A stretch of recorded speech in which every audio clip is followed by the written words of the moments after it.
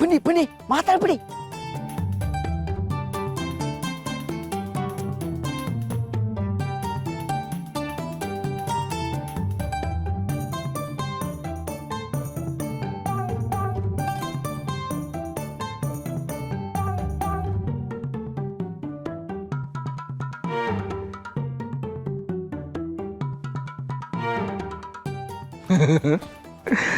ಪಾರು ಯಾಕೋ ಬೆಚ್ಚಗಾಯ್ತೈತೈತಲ್ಲ. ಬಿಸಿ ಉಸಿರು ಗಾಳಿ ಬೆಚ್ಚಗೆ ಆಗತ್ತಲ್ವ ಮಾವ. ಹಂಗಾರೆ ನೀನೊಂದು ಬೆಲ್ದ ಚಲ್ಲ ಪಾರು. ಆಗ್ತಾನೆ ಆಲೆ ಮನೆನಾಗೆ ಬೇಯಿಸಿ ಹಚ್ಗಾಕಿರೋ ತಾಜಾ ತಾಜಾ ಬೆಲ್ದಚ್ಚು. ನೀನೇನು ಕಮ್ಮಿ ಇಲ್ಲ.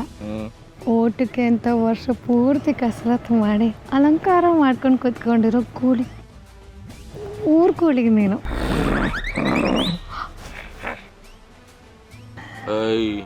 ಹುಷಾರಾಗಿರೋ, ಈ ಗೂಳಿ ಗುದ್ಬಿಡುತ್ತೆ. ನಮ್ಮನೆ ಕೂಲಿ ನಮಗೆ ಗುಮ್ಮುತ್ತಾ?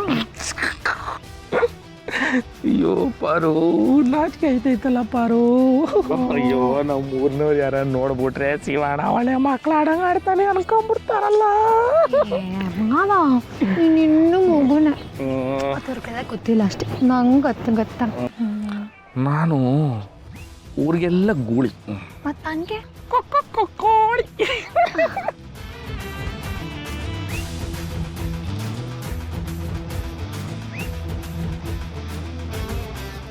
ಇಲ್ಲೇ ಕೊಡಂಬಿ ಬ್ಯಾಡಕ್ಕಲ್ಲ, ಅಣ್ಣನ ಕರೆದು ಬಿಡೋಣ.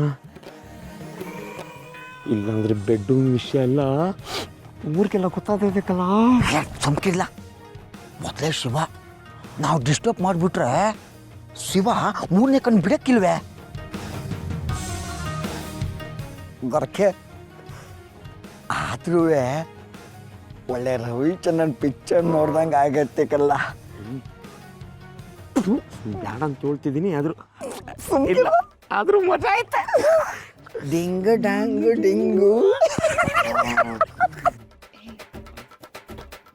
ಹಂಗೆ ನೋಡ್ಬೇಡ, ಕಚ್ಬಿಡ್ತೀನಿ. ನೀನು ಕಚ್ಬಿಟ್ರೆ ಆ ಮೂರವರೆಲ್ಲ ಬಂದು ನಿಂಗೆ ಬೈದ್ಬಿಡ್ತಾರೆ. ಅವರೆಲ್ಲ ಪ್ರಚಾರ ಮಾಡ್ತಿರ್ತಾರೆ. ನಾನು ಕರೆದ್ರೆ ಎಲ್ಲ ಓಡ್ ಬಂದ್ಬಿಡ್ತಾರೆ. ಹಾಗಾದ್ರೆ ಕಚ್ಲಾ ಬರ್ತಾರೆ ಅಲ್ವಾ? ನೋಡೋಣ. ಕಚ್ತೀನಿ, ಕೂಗ್ತೀನಿ, ಕಚ್ತೀನಿ, ನಾನು ಕೂಗ್ತೀನಿ, ಕಚ್ತೀನಿ, ಕೂಗ್ತೀನಿ. ಶಿವಣ್ಣ